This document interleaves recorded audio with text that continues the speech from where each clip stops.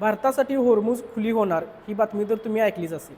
पश्चिम आशियातील वाढत्या युद्धजन्य तणावाच्या पार्श्वभूमीवर सर्वात महत्त्वाचा सागरी व्यापारी मार्ग समजल्या जाणाऱ्या होर्मुझच्या सामोध्वनीतून भारतीय जहाजांना सुरक्षित मार्ग देण्याचे स्पष्ट संकेत इराणने शुक्रवारी दिले। भारत आमचा मित्र आहे असे देखील इराणने स्पष्ट केले। होर्मुझची सामोध्वनी ही आखाती प्रदेशातील एक चिंचोळा मार्ग आहे। इराणच्या आखाती प्रदेशात शिरण्याचा मुख्य मार्ग याला ओळखला जातो।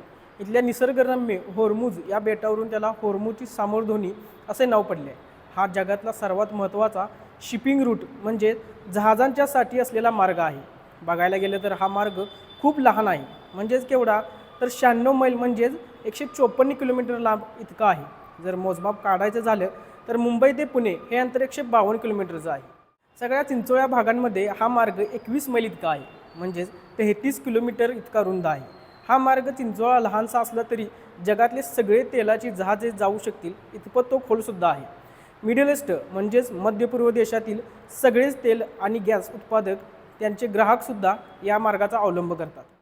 गेल्या वर्षी जगभरातील एकूण क्रूड ऑइलपैकी सुमारे 20% म्हणजेच दररोज 2.1 कोटी बॅरेल तेल गेले होते। ज्या प्रकारे आपल्या भारतासह महाराष्ट्राचा विचार केला तर पुणे बेंगलोर हा राष्ट्रीय महामार्ग नेहमी 24 तास बिझिएस्ट हायवे म्हणून ओळखला जातो, त्याच प्रकारे होर्मुझची सामोध्वनी ही तेल ने-आण करण्यासाठी नेहमी व्यस्त असते।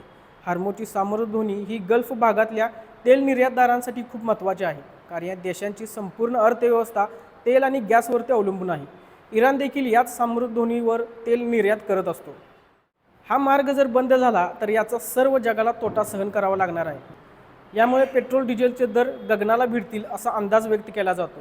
या सर्व प्रकारानंतर तेलवाहू जगप्रकाश जहाज होर्मुझमधून सुरक्षित बाहेर आले। इराणने या मार्गावरील भारतीय जहाजांना सुरक्षित जलप्रवासाची हमी दिल्याने पुढील प्रवासाचा मार्ग मोकळा झाला आहे।